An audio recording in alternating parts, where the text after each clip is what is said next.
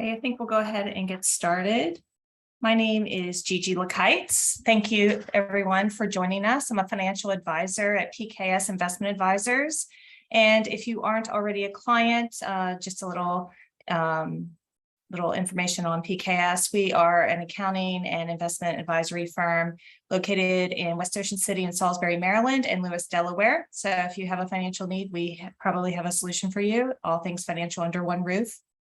I'm also joined by my colleague, Colton Hastings, who's also an advisor. Without further ado, I'm going to go ahead and introduce our speaker. The future of the financial markets is not predictable, but there's something with the potential to impact us financially in a much worse way than any bear market.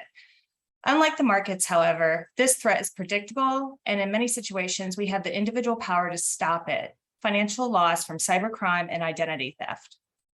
While the financial markets have ups and downs, as you can see most recently, cybercrime and the financial losses that come with it are on a steep and steady incline with no evidence of slowing down. This year, the cost of cybercrime will reach $6 trillion. This represents the greatest transfer of economic wealth in world history.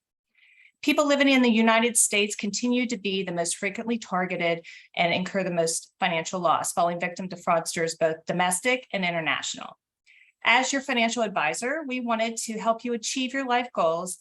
That includes providing you with education on ways to make you and your family safe from threats such as these. Today's session will teach you how to make your attack surface smaller and provide you with practical ways of identifying attempts by cybercriminals and fraudsters to gain access to your money and prevent you from becoming a victim. Our guest speaker is Jared Hoffman, a managing director at Buckingham Strategic Partners, which is a partner relationship of our firm. Part of Jared's role includes educating firms and clients on best practices around cybersecurity with an emphasis on behavioral aspect. Jared is also a member of InfraGuard, a partnership between the FBI and the public-private sector created to share information on trends in cybercrime tactics and defenses. Please welcome Jared. Thanks, Gigi. Happy to be with everybody today. We're going to be sharing a lot of information. You will receive a follow-up email from Gigi and her team. So while you're free to take notes, a lot of the resources we're going to talk about today, we'll send in a follow-up email. And feel free to use the chat function to submit any questions. We will take some questions at the end. Some of you may be coming today like, oh boy, this is overwhelming. I promise you today, we're really not going to be talking much about technology. We're going to be talking about behaviors. And I don't want you to feel intimidated because everything we're going to talk about, you already have the tools to do. You're not going to have to go out and buy a lot of software. You already are equipped with those things. And I think everyone in this call probably knows more about technology or knows more than people that think they know about technology than you realize. And I want to just quickly go over some myths and truths that are out there about the internet. One of those, I see this all the time, is that if I'm over the age of 60, which I don't think is that old, I'm much more likely to fall for some sort of a cyber scam than somebody who's in their 20s. This is an absolute myth. The reason that we see people who are older are targeted more than people in their 20s is because they have something a lot of teenagers and 20-year-olds don't have. They have wealth. And that's what these fraudsters are going after. And age has nothing to do with your likelihood of being scammed, falling for a scam, being targeted, things like that. The reason you might be targeted has to do with whether you have what the fraudsters are after, and that is money and wealth. Another one I'll see is, just to that example of people falling for scams, this came out during the pandemic. You may have seen some videos or pictures of this, the milk crate challenge. This is where people tried to walk over a pyramid of milk crates. This was mostly done by younger people. And as you can see here, the results were pretty disastrous. And while they did not suffer any financial loss from this, other than maybe some doctor's bills, they not only failed at this, they then posted videos of them, doing this stuff and failing on the internet. If that's not a scam, I don't know what is that would make you post that. Another one I'll hear is, if I'm going to be safe online, I really have to understand how technology works. And I would say, just because you understand technology really well doesn't mean that you're necessarily safe or you have a good knowledge of it. So here's an example of this. This is someone that knows how to go onto the internet.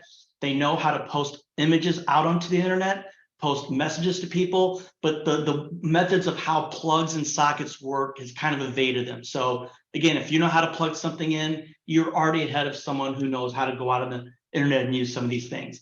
And the last one is that simply, if I'm going to navigate websites and apps and internet devices, I must be very smart.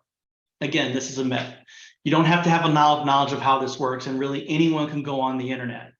This is one of my favorite ones. I saw this about 4 years ago when there was a total eclipse in the Midwest, big part of it, and got to see it. It was really awesome. I think you guys have one coming up in 2 years in your area. This person posted a Facebook post asking, could the solar eclipse be postponed to the weekend so that more kids could watch it outside of school? So again, this person knows how to use the internet. They know how to go on Facebook, make posts, but I don't necessarily think that means that you're a super smart person. So hopefully everyone feels a little more confident, maybe a little more, that feel like their intelligent level around how the internet works and things like that is up. And today we're going to teach you some things that you can do literally in the next 24 hours to make yourself safer and shrink down your target size. That is our goal today. There's no magic bullet to this stuff. You can't control when someone like Equifax or Experian or Target or Blue Anthem gets breached. But you can do a lot of things to protect yourself and shrink down that target size. So first thing we're going to talk about are, who are the targets? Who are these fraudsters targeting?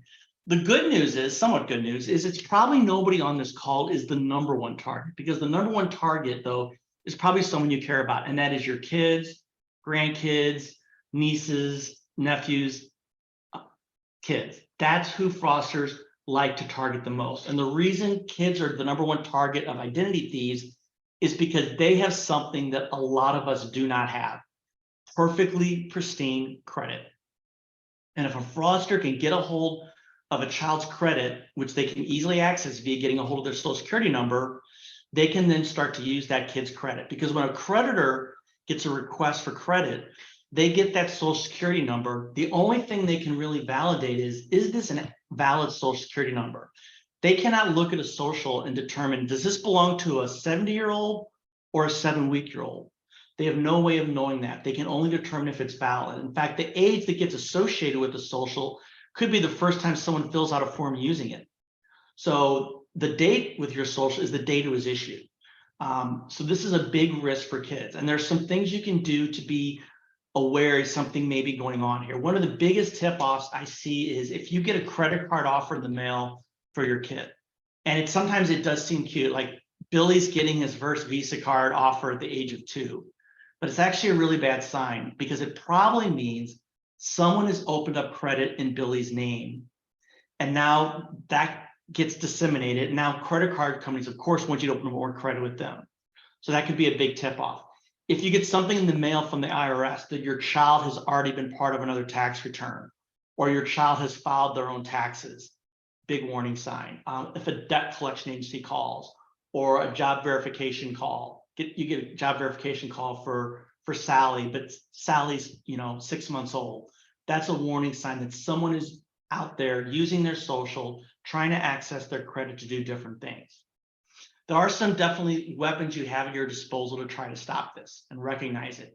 One of the first things everyone in this call can do, and we'll provide this in our checklist for you, is try to get a credit report for your child. You want to do it with all 3 bureaus. And when you try to get a credit report for your child, you should get nothing back. You shouldn't even get a report. There should be nothing to report, right? Your child should not have any credit yet. So if you do this and you get a report back, and let's say they have great credit score, that's actually not a good thing. They shouldn't have a credit score. So that would be a warning sign that someone has done something. Other things you can do to try to prevent this is really be careful about where you keep that little blue card they get, right? I would lock that up somewhere other than my wallet or my purse, because if that gets stolen, then they have easy access to that social security number. I'd also be careful about giving it out. There's very few reasons you ever need to do that. I went to register my niece this summer for softball. My sister said, can you run her up there? I said, sure. We go up there, I'm filling out the form, name, address, what number does she want to be, what position does she want to be? She wanted to be shortstop, of course. And on that form was a field that said, what is her social security number? I left that blank. And when I went up and turned in, I asked the guy, I said, hey, I'm going to leave that blank. Is there a reason you guys need her social? He goes, oh, I don't know. We got this form online. So they weren't even sure why they were even asking for it. And I can't depend on them to keep that safe. So I think it's okay to question things like that. And then another thing is really educate your child as they get older about what that social security number is and what it's for. And it's not something they should be making their locker combination or giving out to people online who may say, hey, you won a prize for a spring break vacation and provide this information. The best weapon you have at your disposal now, you didn't maybe have a few years ago, and that is you can do a credit freeze for your child. This was federal legislation that got passed about 3 years ago. Before that, some states allowed you to do it, some did not, and sometimes you had to pay for it, sometimes you did not. Now it is free for everyone. You can put a credit freeze on your child. That credit freeze is going to expire when they become an adult, and that varies from state to state what that age is. And what that would do is if somebody ever got a hold of your child's social and they tried to open up credit, they'd be unable to do so, just like as when you're an adult. The process for doing it for a child is a little more involved because you have to prove that you are, in fact, the guardian of that child. But this is something I recommend for every single parent. I did not realize what a big issue this is. I met a couple, I was doing an event in person out in, I think it was Oklahoma somewhere. And this couple came up and talked to me afterwards. And they said, you should spend a little more time in this topic because this happened to our son. Their son turned 16, went to buy his first car. Of course, credit card companies love kids, they teenagers especially, and he got denied. And the reason he got denied was he had $800,000 of debt in his name, over 26 credit cards. So someone at some point had gotten a hold of his social, used it to open up credit, and just kept opening up new cards all the time. And they said it took about 2 years to unwind everything. So think about the impact that could have on a child. They go to apply for, their first summer job. Maybe they don't get the job, but they're not told why, or they can't get an apartment or college scholarships or things like that. So this is something I recommend for everyone. Freeze your child's credit, do that credit check now, find out if they have any credit. And if so, start taking steps to stop it. If they don't have any credit, that's a good sign. I would freeze it. So that's the number one target fraudsters are after. The number two target probably is everybody on this call, and their favorite season will be around in just a few months, and that's tax season. Fraudsters worldwide love US taxpayers. And again, because it's not that hard to commit this type of fraud. You need somebody's name, address, their age, but the big one is the social security number. So in some of these big data breaches we read about where they get a hold of a social security number, they can easily then go out there, grab that social, file taxes on behalf of that person. Of course, they're going to file for a refund, right? Get the refund, and you will get that money back, by the way, if you file later on, but it can take up to a year. And the IRS advice on this is not the greatest, in my opinion. The advice is we'll file in January before the fraudster files, because fraudsters typically will file early. They'll file electronically. The IRS is getting better at catching this type of fraud. The problem is they typically, on those electronic filings, they need to make the payout within 30 days. And the IRS is catching the fraud on day 90, day 100. So it's almost a pay first, ask questions later system. If you have been a victim of tax fraud through ID theft, you can file for a special PIN number that you can use to file your taxes going forward. More states are allowing you to do this no matter what. Some states require you to already be a victim of tax ID theft before they'll give you the PIN number. So I know that's a little bit backwards. The number one way we do see this type of fraud committed is through phone, text, and email. And these are three methods the IRS will not communicate you with. So if you ever get one of these calls, and I can almost bet someone on this call has received one of those, hang up. The IRS is not going to call you, and they're certainly not going to text you. But these are the methods we see happen all the time. And if you're ever not sure, look up the IRS number, not on that communication that you received to call them, but go to the IRS website, find out your local IRS office and work with them directly. But those are the most frequent methods people use. So we talked about two big targets there, kids and US taxpayers. I think that's what I would call blanket coverage. Next, we want to show you, and this part's going to be a little bit scary. Maybe as we approach Halloween, perhaps it's appropriate, but what actually happens to your identity once it is stolen? And what are we worth? Now, if we were all in a room together today, I'd ask everybody, what do you think you are worth if your identity was sold? And the answers are fascinating. I see from as little as $1, and I always feel like they need to take a self-confidence course, to as much as I think I'm worth $1 million, which is great. Unfortunately, we're only worth about on the internet about 12 bucks. And as a guy who likes a cold beer in a weekend, sometimes that's just a case of old Milwaukee, which is pretty depressing. That's all we're worth. And it's not that there's not a lot of demand for us. There is a ton of demand, but there's so much supply out there as well. That's why our identities don't necessarily sell for that much. And if you think about the internet, think about it as a big iceberg, right? And you've all seen that iceberg graphic where the tip of the iceberg is peeking out of the water. That's the part of the internet we use all the time. We go out there to check the different scores of our teams. We want to see, hey, what's the weather going to be this weekend? These are sites we go to all the time. We don't have to log in. We're accessing information. But there's a much bigger piece of that iceberg below that waterline. That's what I would call the deep web. These are also sites we go to all the time, but the difference is we have to log into them. So it could be your company's intranet site, your bank site. Maybe you have a medical portal you use with your doctor. These are sites that are not searchable via Google, at least the content is not, and you're going to have to log in to access that data. And then below that deep web is what I would call the dark web. The dark web is where a lot of illegal activity happens. This is where drug trafficking happens, where we see child pornography, where we see the sale of stolen identities, stolen goods. And as Gigi mentioned at the beginning, I'm part of an organization called InfraGuard, which for me has been extremely helpful and educational. And one night they took us out on the deep web or the dark web. And the first question we asked was, I thought it was a good question, was, if you guys know about the dark web, why don't you just shut it down? And the problem is, well, the dark web's out there, but it's fully encrypted. They don't know where any of these sites are really at. And that's why you can't just, quote, shut it down. Can any of us go out on the dark web? The answer is yes. You do have to have a special type of browser called TOR to do that. And while it's legal to go out there, what you do out there could be illegal, but yeah, it's legal to go out there, but it's not easy because the dark web, unlike the internet that we all use, is not searchable. And so you really have to know what you're doing once you get out there, but a lot of people do. And so we got to go out there. I'm going to kind of show you some images and screenshots of the websites that we got to see.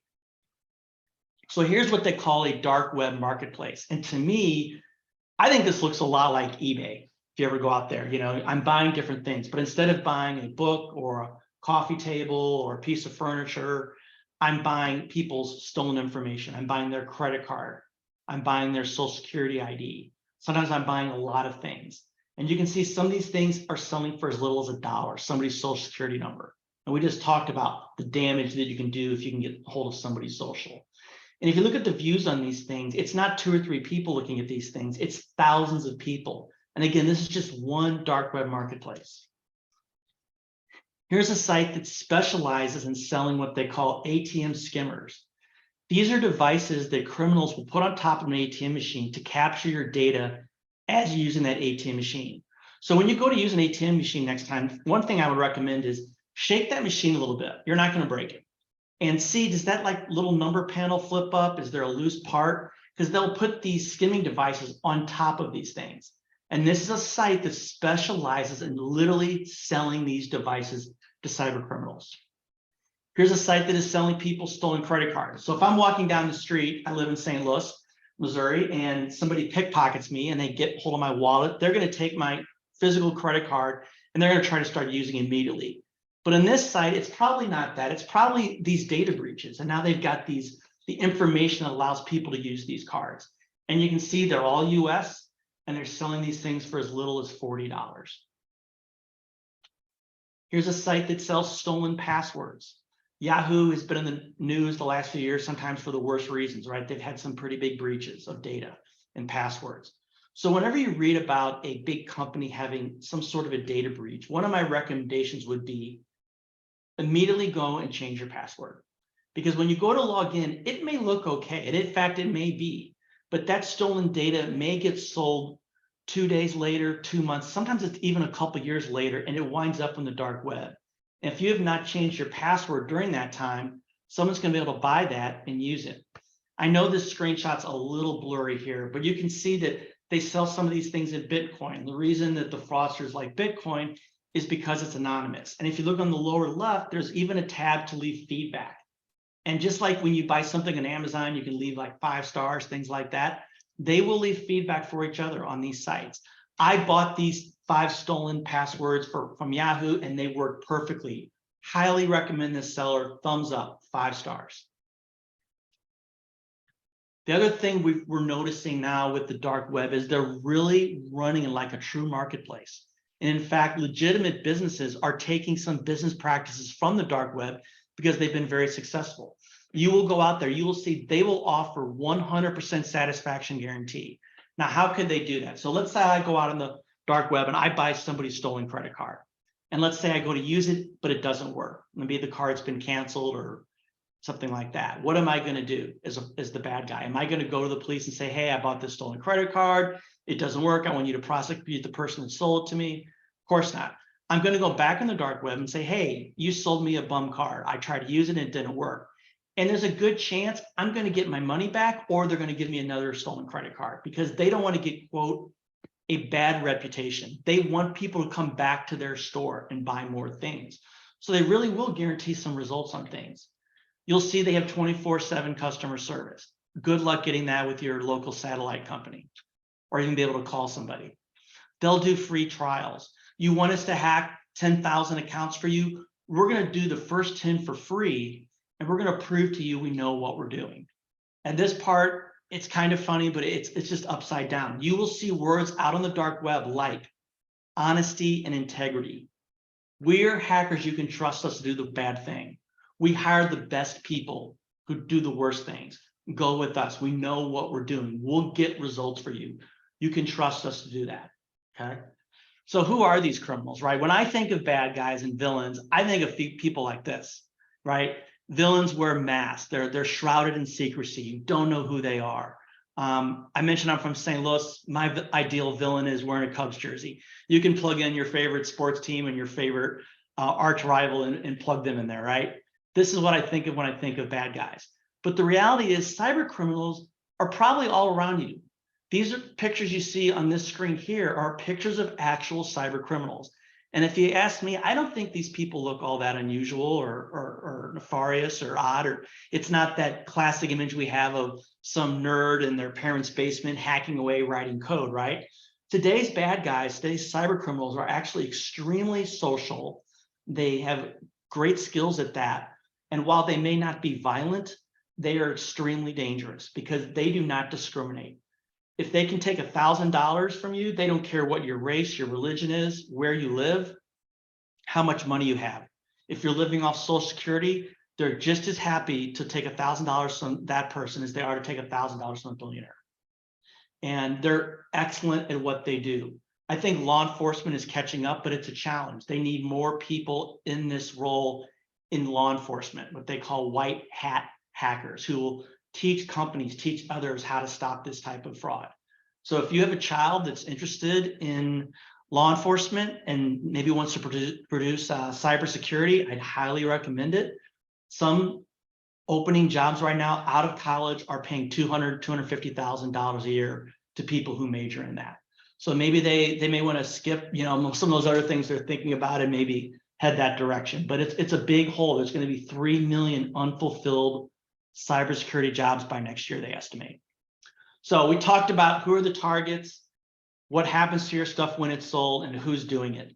Next, we want to talk to you about how do you stop this? What can you do to protect yourself? So one of the biggest things you can do is recognize these threats. And the most common method that fraudsters are using is what we call social engineering. And the reason they use this the most often is it's no cost to them and it's extremely effective.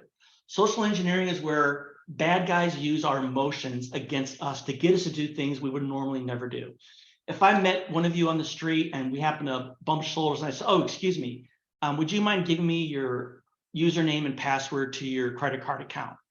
I would say there is a 0 chance you're going to do that, right? There's no way you're going to do that. But if I called you at your place of work and I said, hi, this is Jared in IT. I just started this week. Someone's trying to hack into the company systems. We have to get everything shut down. I need to get your work password right away so I can shut down your account. What would you do then? I think there's a decent chance you would probably do it because I put you in a very different situation. One, I made it extremely urgent. And I'm also using your own emotions against you. I'm using your loyalty to the company. I'm making this, it's urgent, so I'm making you anxious. I've got to help the company, things like that. So I'm going to show you some examples of this. These are all real life examples either I've received or people have sent me over the years. One of the most common methods of social engineering, and I think everyone on this call has probably heard of it, is what they call phishing. This is when it's done via email. Email is still very effective because you can send one email to 100,000 people. And even if only 100 people do what you want, that could be a huge day at the office for the cyber criminal. So here's some examples of this and how to recognize these. So here's an email I received from PayPal. A lot of people use PayPal to pay their bills, to maybe pay different friends, go on websites that sell merchandise and sell it. So I received this email from PayPal letting me know that my account has been suspended. That's using social engineering, right? That's going to trigger anxiety in me. Oh my gosh, I need to pay my bills today. My PayPal account has been suspended. Now, there are a couple clues in this email that it's fake. One of them, it has some grammatical errors. It says, we need you to update your informations. There's no period after temporarily. Bad grammar can absolutely be a sign that something is fake, or if the language is kind of not typical of the country that you're in. But it's not always. I've seen a lot of fake emails that are worded perfect grammar, perfect spelling. So just because something's worded perfectly doesn't mean that it may not be fake. And in this case here, what they want me to do is to click on that blue button to update my information. I'm going to be taken to a site that's going to look just like PayPal. I'm going to update my information. I'm probably going to get a message. Thank you. Your account is no longer been suspended. But what I've actually done is I've given the fraudster my account information so they can now go and use it. Again, something I would never do if someone asked me that out of the blue, but they put me in a situation where I felt I needed to fix it. Here's one I received at work. Gigi mentioned we're a partner of PKS. I work at Buckingham. We have software that prevents me and all of our associates from clicking on things that have viruses, right? I received an email from Southwest Chase. That's the credit card I use. I have one credit card. I have a Southwest Visa Chase card. And I received this email utilizing social engineering saying urgent action required. That's going to be a common theme in these things. But ask yourself, how urgent can something be if it's being sent to you via email, where you may not see it for a few hours, even a few days? And again, I need to act promptly. I need to update my account information. So when I started hovering over some of these links, and it did what it was intended, it got my attention, but I became suspicious when I saw those phrases. And then I hovered over some of these links without clicking on them, and I saw things like weird addresses, definitely not chase.com. Some of them weren't even web links at all. So in this case, I didn't do anything. A web link can say anything, but if you hover over it, you can see where it's maybe going to be taking you. And a lot of times it's going to be taking you to somewhere that has nothing to do with the site that it claims. So why did I get this email? I mentioned to you that we have antivirus software. The reason this email came through was because there are no viruses attached to this email. They're trying to get me to go to a fake site and put in my information. So while I think probably everyone on this call has some sort of antivirus, anti-spyware, anti-malware software in their home computers, while that is a good thing to have and you want to have that, it's not 100% protection. It can't stop you from going to fake websites. Here's what a buddy of mine received. I have a friend who is a professor at St. Louis University. It's a Jesuit college here in St. Louis. He sent this to me. He goes, hey, I know you're always looking for examples. I got this today. He's getting a 12.5% raise. And I said, this is a good example. How'd you know this was fake? Is the logo fake? He said, no, that's one of our logos. It's a little different, but yeah, we use it. I said, well, I bet it was that email address isn't real. He goes, no, it's actually, that is our HR email address that they were able to fake. I'm like, well, how did you know this was fake? He goes, well, I knew it was fake because I'm a pretty mediocre professor and there was no way I was getting a 12.5% raise. And I've taken a couple of his classes and I would have to agree. He's kind of mediocre when it comes to the teaching part. He's more into the research. So in this case, though, they're using excitement, right? Not necessarily anxiety, but hey, you're getting this huge raise. Click on this link to access the document so you can get that raise. So it can come in all types of flavors. There's also what they call spear phishing. Spear phishing is where they go after a very specific individual. Oftentimes, this might be the president of a company, somebody who works in the finance department who has access to funds, or in HR. So if any of you are in those types of roles, you could be a frequent target for this. This example here, this is the email that John Podesta received. John Podesta was Hillary Clinton's campaign manager back in 2016. This was how Russia was able to hack the DNC. Very low tech, but very effective. He received an email letting him know that in fact they used cybersecurity against him. Someone has tried to hack into your account from the Ukraine. We're recommending that you go in and change your password immediately, right? And if you look at this email, that's Google's logo, proper grammar, etc. He clicked on that link, he went out, he changed his password, entered his current password, made a new password, but it wasn't Google, it was a fake website they set up. Then they not only had his old password, they had his new one. They went into his actual Google account, updated it to the new password, because they were able to do that, and then they were able to hide out on that account for months. So it wasn't some, like a James Bond movie where some satellite from space is using this high-tech technology to steal it. Very low tech, but very effective. This is what they call smishing. You can tell nerds came up with some of these terms, right? Smishing is where they do the same thing like phishing, but now it's being done via text messaging. So as technologies evolve, so have some of these methods. And unlike Gigi, I am not a financial advisor. I've worked in financial services now, I think 18 years. Prior to that, I was a sports writer, so I had a pretty big career switch. I work on the operational educational side of things, but having been in financial services, I do know you should not do business with banks that cannot find your bank account number. That is a bad bank. Although if you work the night shift, they've got some awesome hours. They're open at 3:30 in the morning, right? This is a pretty weak attempt. However, I guarantee they got some hits on this. You get a text message at 3:30, the bank can't find my account number. Oh, I got to send it to them. I got to do stuff in the morning. You're half asleep. It probably would work for a few people, but not, I would say this was a pretty weak attempt. This one here is much better. Not only are they using what they call smishing for texting, but they're also using phone, which they call vishing or voice. Here's someone got a message from Wells Fargo. Their account has been locked. Again, that's social engineering. They're creating that anxiety, that nervousness. Call us so we can help you. Well, that's also going to give you relief. So it's almost like two things. Hey, you've got a problem, but someone's here to help you. I call this number. I say, I got your text message that my account has been locked. Oh, yes, we did send that. I can help you out. Please give me your account number so I can confirm who you are. They enter in the, I hear typing in the background. Oh, yes, Mr. Hoffman, we can help you out. We're going to unlock your account. It's been unlocked. Anything else we can do to help you? I say no. I go to try to sign into my account. Sure enough, it's unlocked, but it was never locked in the first place.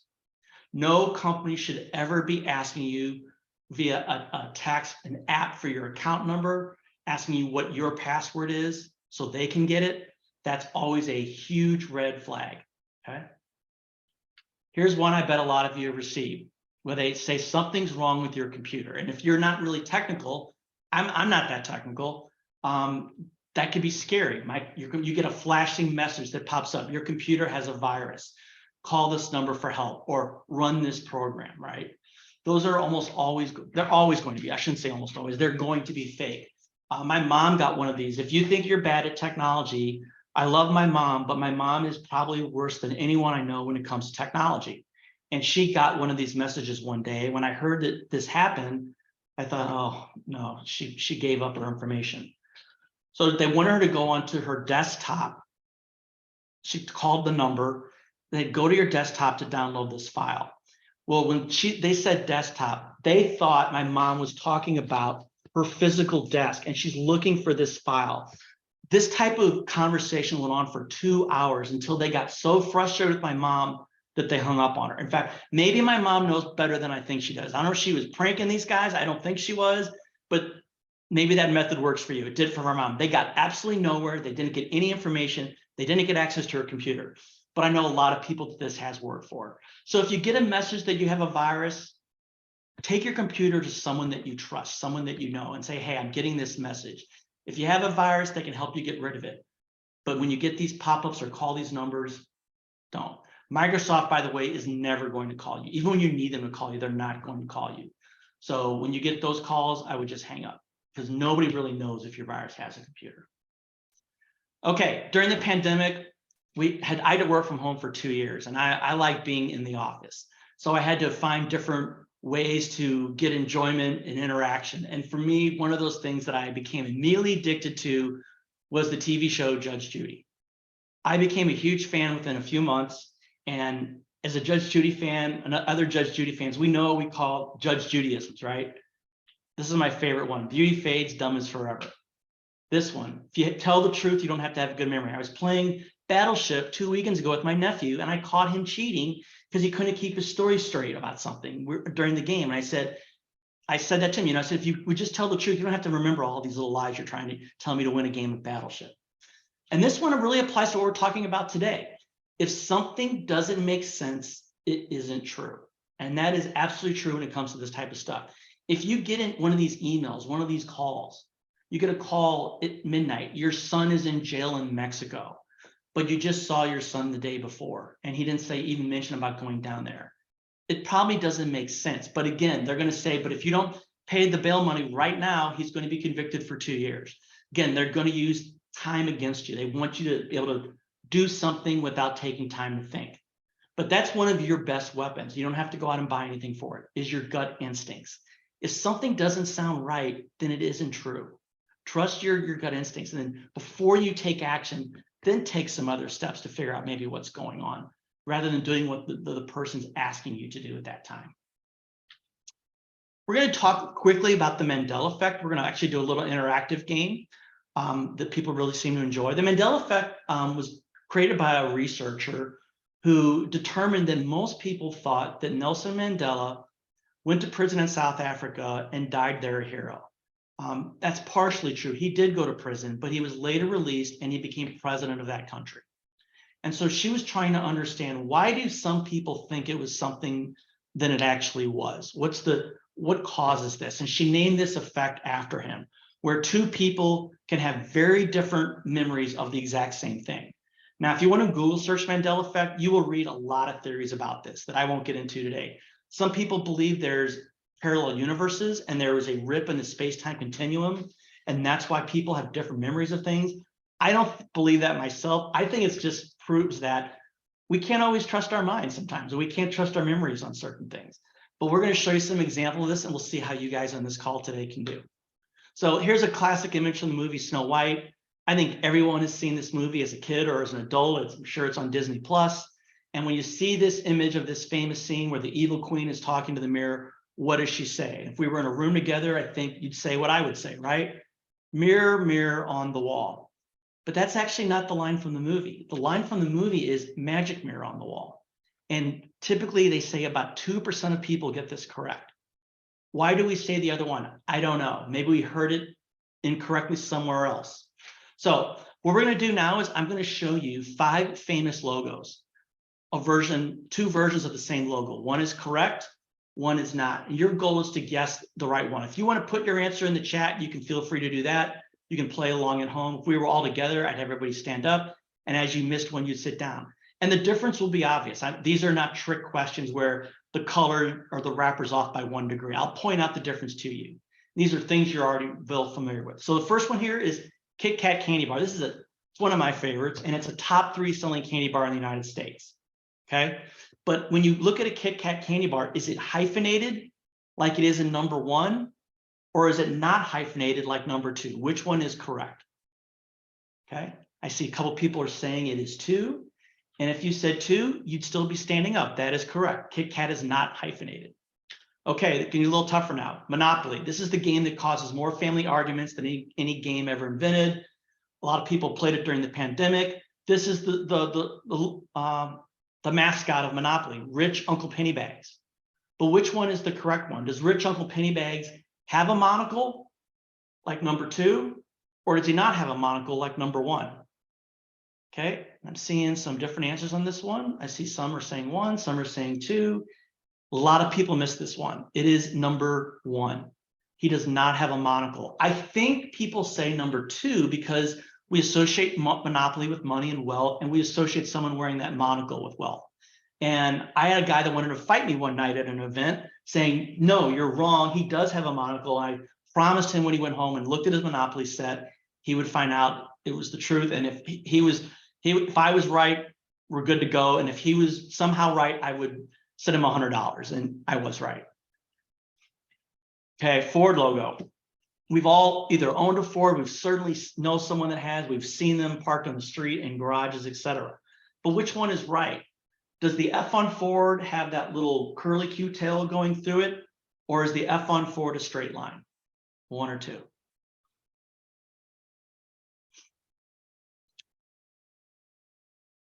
It's number 1. And we did an event in Dallas, Texas with 200 people, and all 200 people missed it. They literally all, I used to have that as the first one, and I moved it back for that reason. We think it's number 2 because we think of Ford as tough and macho. And why would Ford have that cute little pigtail going through it? But I promise you it does. The other thing that got me through the pandemic was this snack. I love these Cheez-Its.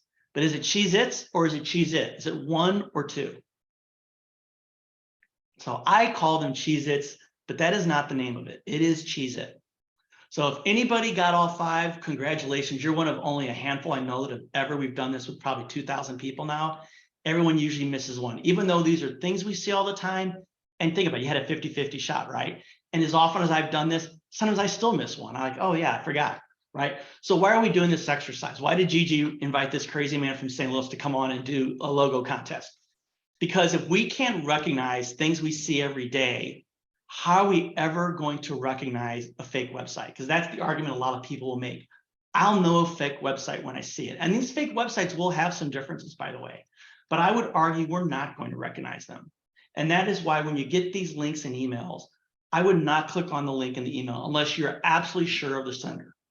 Instead, I would open up another browser, and if they want me to go to schwab.com or fidelity.com, I'd go to the web address that I know it to be. You know, either Google searching it on the internet, or if I already have it bookmarked, going to that site. Don't go to links from unknown senders, because even though it may say it's something, it can take you somewhere else. So we talked about one of your biggest weapons is recognition, your gut instincts. The other weapon that you have at your disposal, and this is a hard one for everyone, including yours truly, is having good passwords, right? We have so many passwords, it's just annoying. But the reality is, if you have a strong password, you're really shrinking your target size. Password theft is about volume. And if you've got a house made out of bricks, they probably don't have time to sit there and try to figure out and crack your password, because there's so many straw houses out there.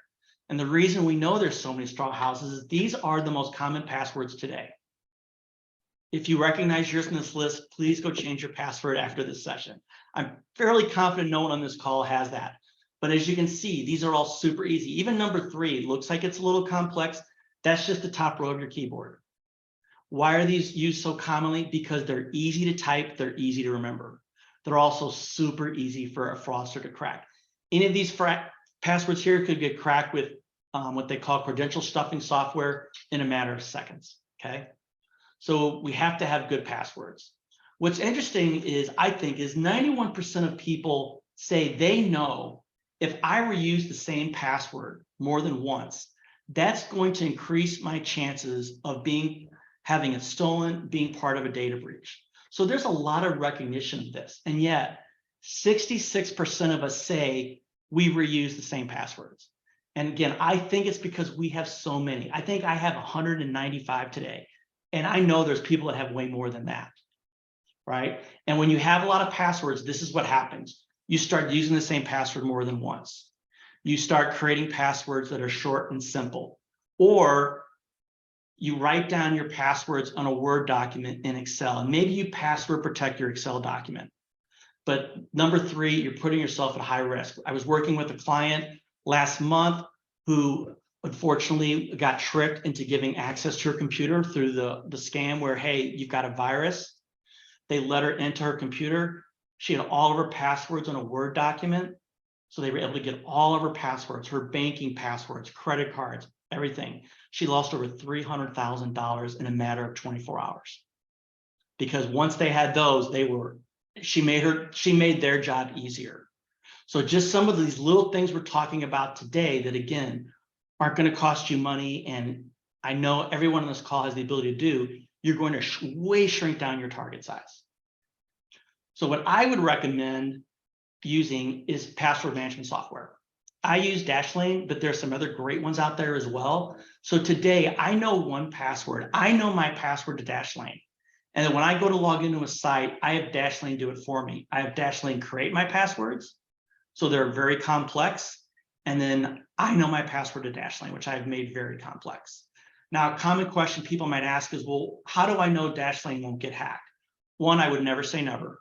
But even if they were, they store my password to log in, just like all these other ones you see on here do, separately from my actual passwords, which are stored on an encrypted server. And if somebody ever got my password to Dashlane and tried to use it, I'm going to have a 4-digit code sent to my phone saying, hey, you're signing in from an unknown device. You need to authenticate yourself. So for someone to really access my passwords on Dashlane, they'd have to have my password to Dashlane, have my phone, have the password of my phone, and my Dashlane code to my phone. I think that's very unlikely. Again, I would never say never, but the odds of all those things happening is very slim. And because I'm using password management software, it's made things much safer. LastPass has an awesome feature where you can will your passwords upon death. So if you're really good at password management, and unfortunately we all do die, right? How is your family going to ever be able to access some of this stuff? They have a feature that allows, upon proof of death, for you to say, I want my passwords to be made accessible to my spouse or to my, my child, my nephew, et cetera, my sister. When I started using Dashlane, even though I talk about cybersecurity all the time, this is my original score, 83. Not bad, but not great, right? I had 35 passwords I was reusing. 19 of them were weak. 30 of them had been involved in other breaches. So now every single month, I have a reminder in my calendar. I go to Dashlane, I check out my health score. And this is when I checked it at the end of September. It was 99 because I'm doing this pretty frequently now. And then I make any adjustments that I need to. Okay, so highly recommend that. The other thing I recommend utilizing is two-factor authentication. We will give you instructions on how to do this. This is where, just like I mentioned with Dashlane, you're going to get a 4-digit code either every time you log in or every time you log into a new device. Banks, custodians, social media sites like Facebook, Instagram, all have this feature, but they don't default you into it. And this is one of your best protections from ID theft, is using two-factor authentication. Here's pictures of 4 things we all hate to do: the dishes, take out the garbage, cut the grass. I actually kind of like that one in the summer. It's kind of nice to cut the grass, it's kind of relaxing. Updating our phones, right? Unless you have a very vindictive spouse who's going to be really upset if you don't do those other 3 things other than the phone, I try to prioritize this if you can. Unfortunately, we tend to get these messages in the middle of the day, like we're in a meeting or we're traveling. You may not have time to update your phone then, but it gets very easy to keep putting it off to where it's like, I'll do it tomorrow. And then tomorrow becomes next week, becomes a month later. The reason it's so important to do this is because when you're asked to update your phone, it's because they are fixing a security vulnerability. And the longer you put that off, that patching, that running of an update, the longer that vulnerability is going to be out there. And the updates are easy to do, right? You just have to follow the instructions from your phone, not through some sort of a weird app or text message. Don't do that. Those are fake. But keep your phone updated, because our phones now are basically like computers. Okay.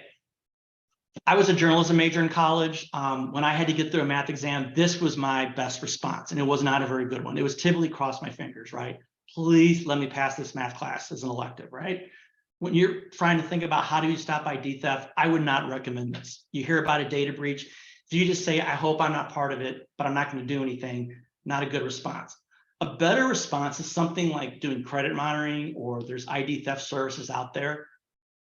These are better than nothing. The problem with these are they are reactive. They're not going to prevent it from happening. They're going to let you know, hey, someone has opened up credit in your name. So it's better than not knowing, but it's already happened. Your best response is what we talked about earlier, doing a credit freeze. I went to apply for an Amazon gift card or credit card about a month ago. I got denied. I got a thing in the mail. We cannot open it up. Why? Because I froze my credit. I forgot I did it. It just showed it did work, though. It did exactly what it was supposed to do. It also prevents impulse buying. If you go to buy a car and you've got your credit frozen, you go to buy that car that day, you're not going to be able to do so. So what do? I call the car dealership instead and say, hey, I'm thinking about buying a car. You never said you're going to, right? Thinking about it. What credit bureau do you work with? If they say we work with TransUnion, I would say, okay, I'm going to unfreeze my credit so you can run my credit report. You let the car dealership run your credit. After they've completed that, then you go back and you refreeze your credit. And again, there is no cost of freezing and unfreezing your credit. It's super easy to do. We'll send instructions on how to freeze your credit, but this is one of your best defenses in this area. So what can you do in the next 24 hours? One, just think about these things that you receive, emails, text, phone calls. Are they asking you to take immediate action? Big red flag every time. Instead, stop a minute, take a minute to think, trust your gut instincts. If it doesn't make sense to you, it isn't true. Don't click on links from unknown senders. If you're not sure of the sender or you're confident, open up another browser and you go to the site that you know it to be. Keeping your devices updated, using a password manager or system that allows you to really use those best practices around passwords. Doing two-factor authentication and setting up a credit freeze. Everything you see in this list, you could do in 24 hours. And again, you don't really have to have hardly any technical knowledge to do any of these things. And you're going to shrink down your target size. I'm going to wrap up here with 2 red flags of scams. All scams have these things. One of these 2 or both of these, no matter how simple and bad the scam is, like I'm the prince of a foreign country and send me $1 million, to how sophisticated and really clever a scam is. There's always going to be one of these 2 things, if not both. At some point, you're going to be asked for money. And when you're asked for money, it's going to be urgent. You see a lot of these scams, like what they call romance scams, where someone's using a dating site. And at some point, you're having these back and forth conversations and everything's normal, but then all of a sudden that person's in a desperate situation and you're going to be asked for money. Or the utility company calls, your power is going to be turned off in the next 20 minutes unless you pay this money. We're probably not huge fans of our utility companies, but they're not going to do that. You're going to get plenty of notice before they would ever even consider turning off your power, your water, etc. Big red flag. The other one, you're going to be asked for personal information. You're going to be asked for your social security number, your password, an account number. Recognize these 2 red flags as they're going to be scams. So hopefully today you didn't walk away with, I need to get off the grid. I'm going to move out to the desert. I admit this looks a little relaxing some days, but that's not what I'm suggesting, right?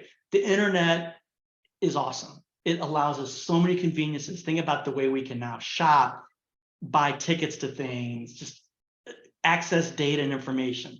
That's not the goal. The goal is to just take the things that you can do to make yourself safer, because you are the best defense.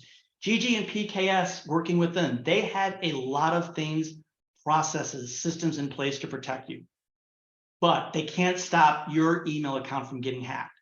But the good news is you can do some of these things we talked about today, and you're going to make yourself a lot safer. And with that, we'll take a few questions and I'll turn it back over to Gigi. And if we have any questions, we'll try to answer those today. Otherwise, we will be sending a lot of follow-up information to you that you'll receive from Gigi and Colton and their team in an email.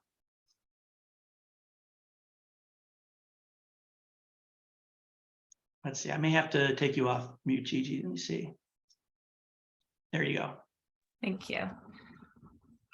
Thank you, Jared. That was very informative, and a few things I've actually experienced throughout my own family as well. So I truly appreciate, especially the 2-factor authorization. I think that is a huge help, huge tool to be used. Yeah, I'll give you an example of that. I was not using that. I was going to flying over to Northern Ireland to see my pen pal, which is awesome. And I'm on the way to the airport and I get a message, an email from Yahoo saying that my account had been breached. I think from like the Ukraine, actually. I'm like, what? Well, this may not be real. Well, it turns out it was. I log into my account and everything looked okay. And then I got a text from my sister saying, what are you doing on Instagram? You're posting these weird photos of just random objects like a flower pot and a car and a coffee table. I'm like, what? I said, I'm not doing that. Like, oh, they must have gotten in my account there as well. So I went in, got to my Yahoo account, looked at my sent folder. They had sent out 500 emails to these, sex dating sites, things like that. So I immediately changed my password to Yahoo.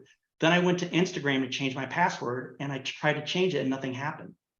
And what I realized was they had changed the email account associated with Instagram to their email account. So when I requested the password change, it was going to the fraudster. And if I had done 2-factor authentication, that would not have happened, because then when the password change happened, it would have gone to my phone. I would have had to authenticate first.